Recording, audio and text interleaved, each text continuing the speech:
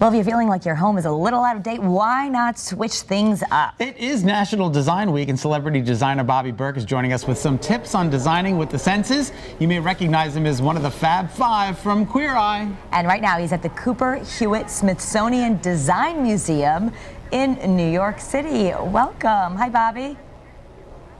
Hi, thank you. Thanks for having me. All right, I love this designing with the senses. Tell us a little bit more about this.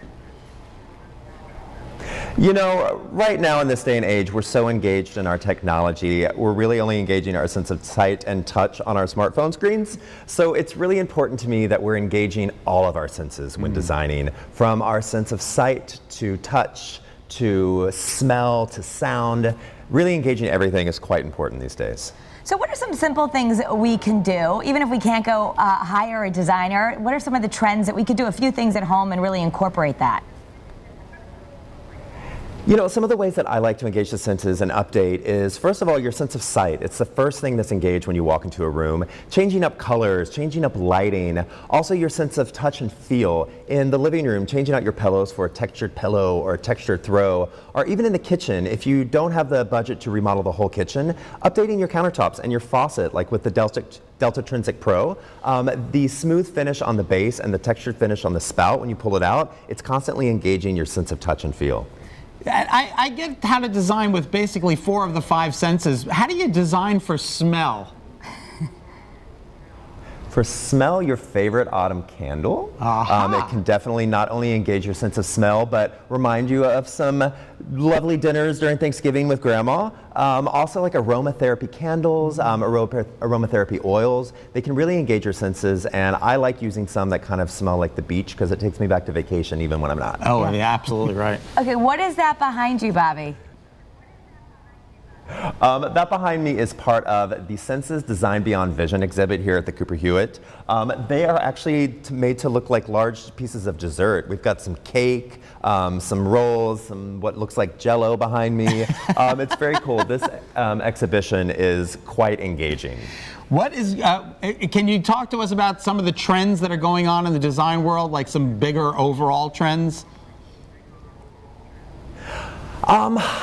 Trends to me, when people ask me what trends to follow, I'm actually not a huge fan of trends because I think when it comes to design, design is so personal that you should really follow what makes you happy. You know, if some trend from the 70s makes you happy, embrace it, love it, enjoy it. A lot of the things that are very popular right now is definitely kind of global design. Lots of different textured textiles, not a lot of color.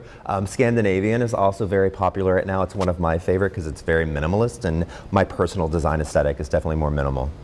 And with sound too, you think we need to, it's not just music, we can add a few accessories that kind of perk up our ears when we're designing. Yeah, you know, even if you put a nice little, my brain is thinking, wind chime? A nice little chime outside your door.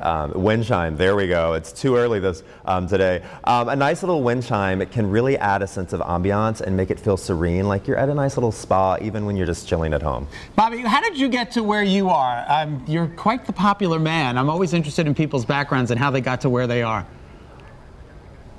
I took a cab this morning.